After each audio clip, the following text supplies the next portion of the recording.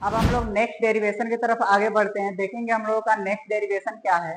Next derivation को अगर देखेंगे कि electrostatic potential due to a group of point charge. अब बोला जा रहा है कोई भी एक पॉइंट ले लिए, यहाँ से बहुत सारा चार्ज को अलग अलग पॉइंट से अलग अलग चार्ज हम लोग ले लिए, तो इस पॉइंट पर ये अलग अलग चार्ज के लिए हम लोगों का इलेक्ट्रोस्टैटिक पोटेंशियल का वैल्यू फाइंड करना है।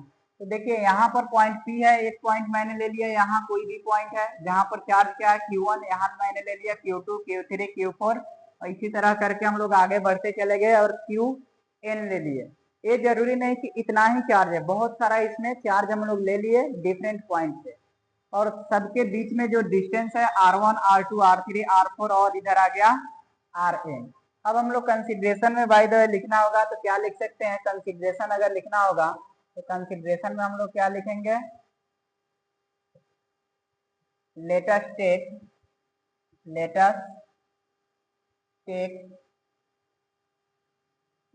take a point P,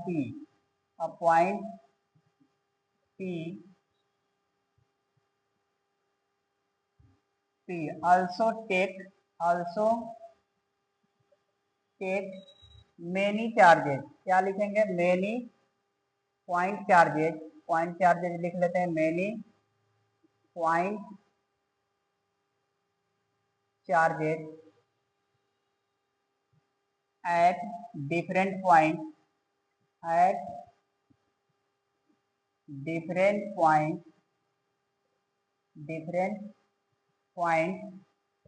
from P with distance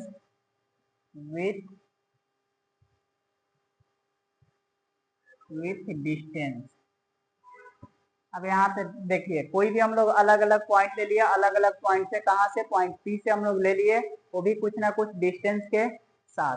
अब इसके बाद अब हम लोगों को क्या फाइंड करना है, then we have to find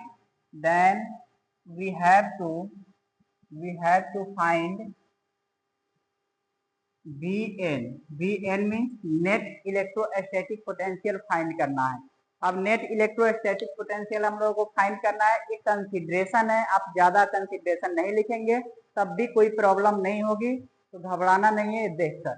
main हम लोगों को डायग्राम को समझना है, डायग्राम से जो डेराइव किया जा रहा है उसको समझना है, उससे आपको मतलब रखना है। अब देखिए हम लोगों को डेराइव करना है तो क्या करेंगे, हम लोग इस पॉइंट के लिए अगर देखेंगे या ऐसे काम करते हैं, हम लोग वी नेट फाइंड करना है। पहले क्या करेंगे, V net is equal to V1 plus V2 plus V3 plus dot dot plus Vn। हम लोग लिख सकते हैं क्या, या ऐसे भी लिख सकते हैं, सिंपल ऐसे रखिए, ये हम लोग वैल्यू लिख सकते हैं ऐसे करके, यानी कि यहाँ पर जो इलेक्ट्रिक पोटेंशियल आएगा, total electrostatic potential point P पर क्या आएगा, यहाँ P और Q1 के बीच में जो इलेक्ट्रोस्टैटिक पोटेंशियल आएगा, फिर यहाँ P और Q2 के बीच में जो यहाँ पर जो इलेक्ट्रोस्टैटिक पोटेंशियल आएगा, फिर P और Q3 के लिए जो इलेक्ट्रोस्टैटिक पोटेंशियल आएगा, इसी तरह आगे करते हुए बढ़ते जाएंगे। इस सबका सम यानी कि ऐड कर देंगे तो हम लोगों का टोटल इलेक्ट्रोस्टैटिक पोटेंशियल आ जाएगा एट पॉइंट P या डिफरेंट पॉइंट। इसी तरह हम लोग फाइंड करते हैं क्या, V1 फाइंड करेंगे तो हम लोग क्या लिखेंगे, KQ1 अपॉन R1।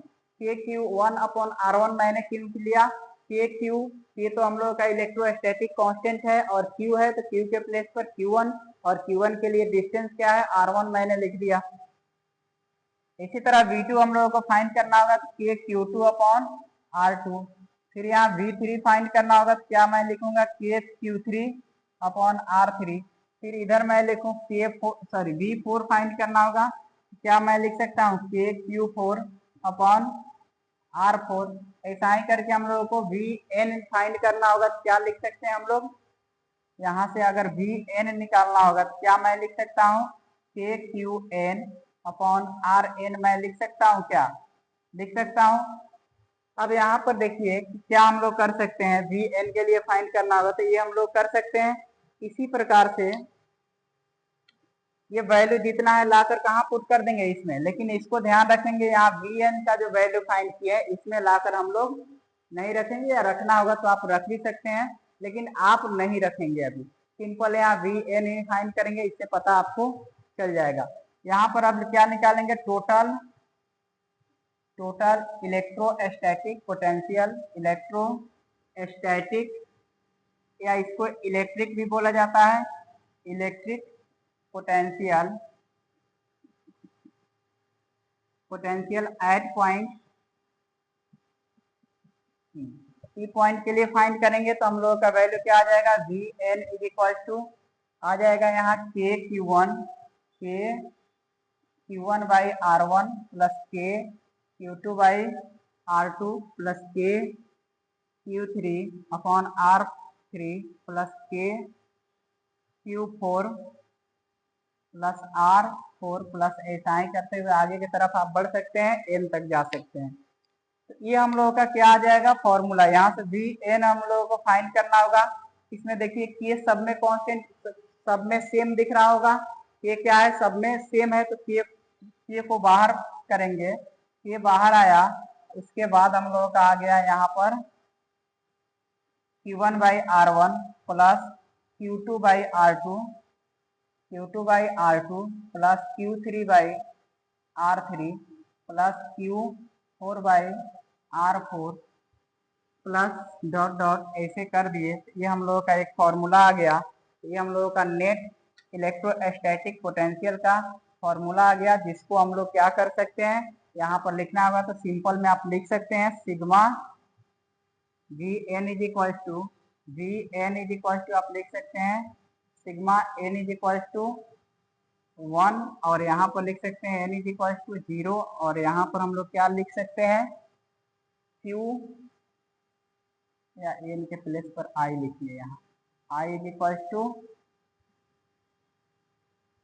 1 और यहाँ q n upon r n लिखा जा सकता है। तो ये हम लोगों का फॉर्मूला हो जाएगा, यहाँ पर माइंड में रखेंगे sigma q n by r n लिख सकते हैं। इससे कोई मतलब हम लोगों का है नहीं, ये आपका इससे कोई मतलब हम लोगों का है नहीं। मेनली आप क्या लिख सकते हैं sigma q n upon r n आप लिख सकते हैं फॉर्मूला। लेकिन मेन आपको ये है, इसको आपको याद रखना है, इससे आपको मतलब रखना है, उधर वाले आपको भूल जाना है। ये डायग्राम देखिए और यहाँ से कंसेप्ट देखिए, डेरिवेशन को देखिए, बाकी कंसिडरेशन पर भी ज्यादा आपको ध्यान नहीं देना है, कंसिडरेशन को अपने हिसाब से लिखना है डायग्राम को देखते हुए। तो इस प्रकार से हम लोगों का ये कंप्लीट हुआ, ये डेरिवेशन कंप्लीट हुआ। इसको एक बार ध्यान से आप देख लेंगे।